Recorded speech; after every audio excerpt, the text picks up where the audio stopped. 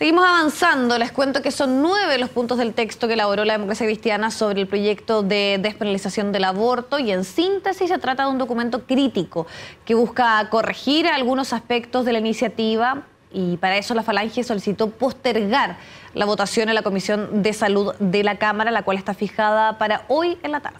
Abordamos el tema con la senadora de la Democracia Cristiana, la senadora Carolina Goich. Gracias por estar con nosotros, senadora. Buenos días, senadora.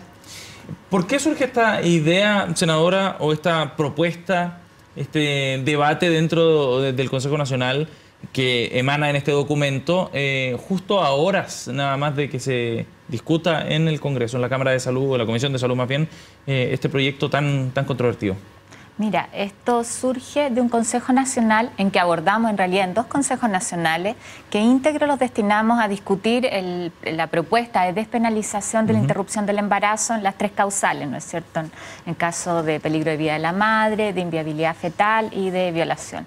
Y ahí lo que acordó el Consejo es que conformáramos una comisión especial para trabajar en detalle el proyecto, la propuesta. Y ayer lo que hicimos fue como comisión entregar el resultado al Consejo. Yo traía acá en un largo texto, sí, grandote, ¿eh? Esto fue lo que entregamos. Bien contundente. Eso a propósito de que, claro, surgen 9 puntos, pero nosotros incluso ayer no terminamos de hacer la discusión. Y por eso lo que pedimos al Ejecutivo es más tiempo para un tema que es complejo, que es debatible en nuestra sociedad y en particular también para la democracia cristiana, donde nosotros tenemos aprehensiones y diferencias respecto de cómo se ha planteado el proyecto que está en discusión, pero donde también queremos hacer aportes y propuestas. ¿Y la DC no lo había discutido antes, senadora, el tema de la despenalización del aborto? Habíamos discutido en nuestro último congreso ideológico, ¿ya? Ahí hay una... lo que se aprobó como acuerdo fue que para muchos aquí no había necesidad de legislar en materia de aborto terapéutico, pero sí la necesidad de abordar casos excepcionales. Entonces nosotros estamos hoy día en lo que en el partido se llama estado de congreso, actualizando el último congreso ideológico. Dijimos aquí no podemos esperar a tener, ¿no es cierto?, actualizado el congreso para poder de alguna manera entregar insumos, orientaciones a nuestros parlamentarios para la votación de un proyecto que se discute hoy día, donde uno pide un poco más de tiempo para ir procesando, para ir madurando la propuesta, pero claramente no se puede eternizar esa propuesta. Diputada, y en ese sentido, usted habla de un proceso donde se puedan ir reflexionando aún más respecto a estas materias. Pero desde sectores de la nueva mayoría, quienes están a favor y quienes están exigiendo una cierta celeridad, dicen: es poco probable que una postura respecto a un tema como este cambie en un mes, en un año, independiente de cuánta gente se pueda escuchar o no, sobre todo por esta polémica si se había apurado el trabajo de la comisión. Y también me gustaría preguntarle a usted, respecto a ese mismo tema, si es válido que un partido de la nueva mayoría pida aplazar esta votación cuando los 3 casos han sido bien claros y especificados desde un principio, desde que se anunció este proyecto de ley, y si es que efectivamente una persona que tiene una convicción respecto a esto puede variar esa convicción, sobre todo que es más bien filosófica, valórica, en el tiempo. Mira, en eso para la democracia cristiana, una de nuestras definiciones ideológicas fundamentales es la defensa de la vida desde la concepción hasta la muerte natural. En eso claramente somos un partido que es contrario al aborto y sí entendemos que hay situaciones excepcionales donde se puede renunciar a la pena. Es decir, aquí ninguna mujer en situaciones además tan dolorosas, tan terribles como una violación o lo que significa inviabilidad fetal, o sea, que tu guagüita finalmente muera cuando nace, puede decir uno que se va a ir a la cárcel si es que finalmente opta por un aborto. En eso son parte de nuestras definiciones. Lo que pasa es que aquí, cuando uno revisa el texto que hoy día está discutiendo la comisión en la Cámara de Diputados, la Comisión de Salud, cómo está justificado el mensaje del proyecto, más bien nos parece que apunta a una cosa más amplia que la zona de despenalización. Ahí tenemos nuestra primera diferencia. Es como una legalización disfrazada. Claro, o bajo estos argumentos, después nosotros podríamos avanzar algo que es mucho más abierto, que la solo despenalizar en causales excepcionales. ¿Y en qué punto en específico se puede generar esa posibilidad? Y se lo pregunto porque siempre hemos escuchado también el discurso de que esto puede ser un primer pie y después podríamos avanzar hacia algo que es finalmente el aborto libre. Pero más bien quienes defienden esto dicen, no, esto va a ser bien claro, van a ser médicos los que van a tomar esta decisión, la legislación va a ser bien determinante, porque también hemos escuchado siempre las voces más críticas con respecto a avanzar en esta materia, de señalar que esto puede ser un piso. Claro, por ejemplo, en la primera causal, cuando uno habla de riesgo de vida de la madre, yo creo que hay unanimidad de que en esas circunstancias no es que tú quieras provocar un aborto, de hecho es más bien el efecto no deseado que no se busca de salvar la vida de la madre. Sin embargo, el proyecto plantea el riesgo futuro. Entonces uno dice el riesgo futuro de vida de la madre tiene que ser inminente, porque ahí hay un espacio que se puede prestar para interpretación. Y ahí proponemos un texto alternativo, ¿no es cierto?, que cierre esa posibilidad, a que quede un espacio donde dice esto a futuro podría significar riesgo de vida. A diferencia de algunos diagnósticos, no dice el embarazo ectópico, ahí claramente, ¿no es cierto?, sabemos que no va a ser viable, que va a significar un riesgo, uno lo interrumpe y sobre eso no hay duda. Pero sí el texto tal cual como está planteado deja ese espacio de la interpretación. ¿O qué pasa en la segunda causal de inviabilidad fetal? Para ver cómo nosotros vamos reduciendo los errores diagnósticos. Tenemos el caso en Magallanes, en Punta Arenas. Hace, yo diría, unos 3 o 4 meses, una mujer nos emplazó públicamente porque tenía un diagnóstico de inviabilidad fetal.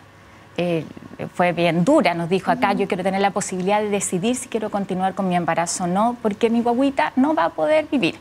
Y la guagüita nació hace unos días casi sin ningún problema. Entonces uno dice, ¿cómo minimizamos aquellos riesgos de que errores de diagnóstico lleven a una mujer a decidir no tener a su hijo, ¿no es cierto?, cuando podía haber sido viable?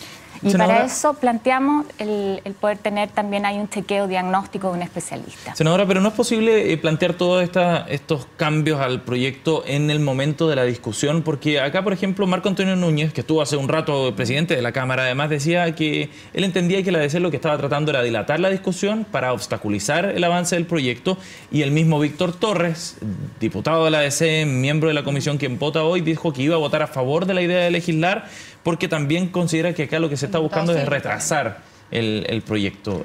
¿No es posible discutirlo de una buena vez para no eternizarlo, como decía usted? A mí me encantaría poder reflejar la seriedad con que trabajamos en esta comisión especial, el nivel, además, de respeto en el debate que se ha dado ya en 3 consejos nacionales, y por eso pedimos un poco más de tiempo para elaborar nuestra postura, pero también porque una vez que uno aprueba en general el proyecto, tú ya aprobaste la matriz, donde nosotros tenemos ciertas diferencias, pero además tenemos diferencias en la discusión en particular, donde uno va artículo por artículo, que es lo que viene después de la votación que tienen programado hoy día.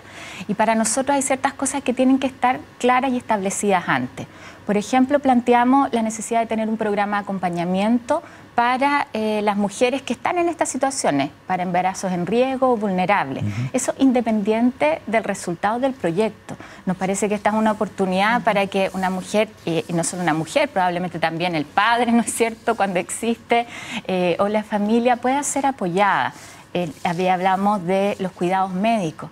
Imagínate hoy día para una mujer que le dicen tu guagüita va a tener una discapacidad severa, que no es el caso además de este proyecto.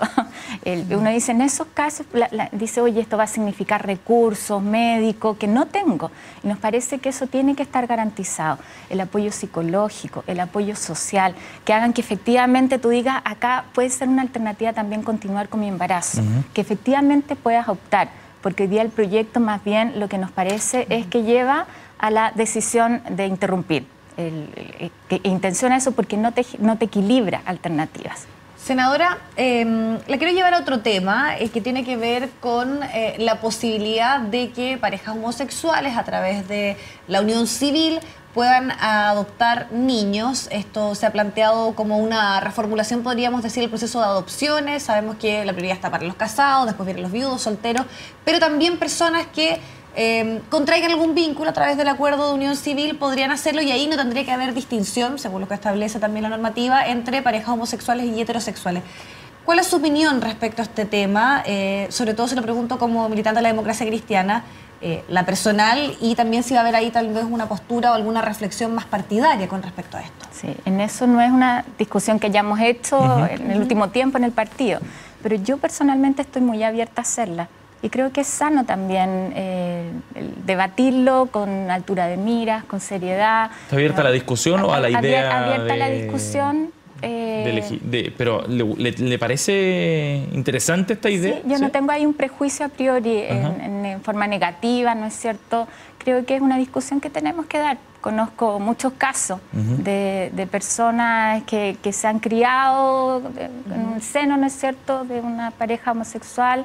Y creo que es una discusión que tenemos que dar. Nosotros dimos un avance importante con el acuerdo de unión civil, que creo que además reconoce no solo uno dice regular, ¿no es cierto?, los aspectos patrimoniales, los aspectos previsionales, sino también la posibilidad que dos personas del mismo sexo quieran hacer su vida juntos, con toda la dignidad que eso merece. Así que la pura creo que idea, es sano hacerlo. Pero la idea ya ha recibido crítica de parte de la Iglesia, por ejemplo, partidos de la centro-derecha que plantean que esto va contra o atenta contra la familia, digamos. Sí. ¿Se va a repetir una discusión similar a la del acuerdo de unión civil, me da la impresión? Bueno, ahí fue un debate importante desde la derecha, ¿no es cierto? Manifestaron siempre su opción más bien en contra, pero como te digo, a mí me parece que es una discusión que es sano darla. Con la mente abierta, te diría, a priori, para escuchar, para avanzar. Y también creo que aquí hay un debate más amplio en el tema de las adopciones, sí, que ojalá nosotros podamos tramitar con celeridad. ¿Es un debate que se tiene que dar ahora en nuestro país? ¿Está preparado? Porque muchos dicen, bueno, hay otras etapas previas, por ejemplo, sabemos que muchas agrupaciones están velando por el matrimonio homosexual y ya se plantea, y algunos dicen, no, todavía no es el momento, en cambio otros dicen, bueno, sí, ¿cuándo va a ser el momento de legislar y de, obviamente, debatir estos temas? O sea, en eso yo creo que siempre es momento para debatir. Yo creo que eso nos hace bien, es de la esencia, además, del trabajo parlamentario. Lo que sí a uno le gustaría que también estén sobre la mesa otros debates. A propósito del tema de aborto, interrupción de embarazo, a mí me encantaría que pudiéramos, ojalá lo antes posible, aprobar el que tengamos educación en afectividad y sexualidad en los colegios y desde desde la prebásica. ¿No? Esos temas que además son de consenso. Y cuando hablamos de las situaciones de abuso infantil, el cómo nosotros no somos capaces de entregar mayores medidas de prevención. El otro día en la Comisión de Salud discutíamos el cómo potenciamos nosotros todas las actividades de prevención en el caso de infecciones por VIH, el contagio del VIH, que ha ido aumentando en adolescentes. Sin embargo, muchas veces, incluso respecto del condón, tú dices, hay polémica, cuando son cosas básicas donde nosotros tenemos que ser capaces de generar espacio en la red de salud para nuestros adolescentes, para que tengan la libertad y la confianza para ir y preguntar. El tema del embarazo adolescente, yo siento que ahí hay muchos aspectos que nosotros vamos dejando de lado, donde no se toman decisiones de política pública, porque a veces hablamos desde la trinchera ideológica, ¿no es cierto? Nos quedamos, tú piensas que sí, tú piensas que no, pero hay todo un tema que tiene que ver con lo que viven hoy día, sobre todo nuestros jóvenes, donde necesitamos generar más diálogo, entregar herramientas y conversar libremente y con situaciones que son una realidad, finalmente, con información certera, además. Senadora Goich, gracias por haber venido a CNN Chile. Muy amable. Gracias a ustedes.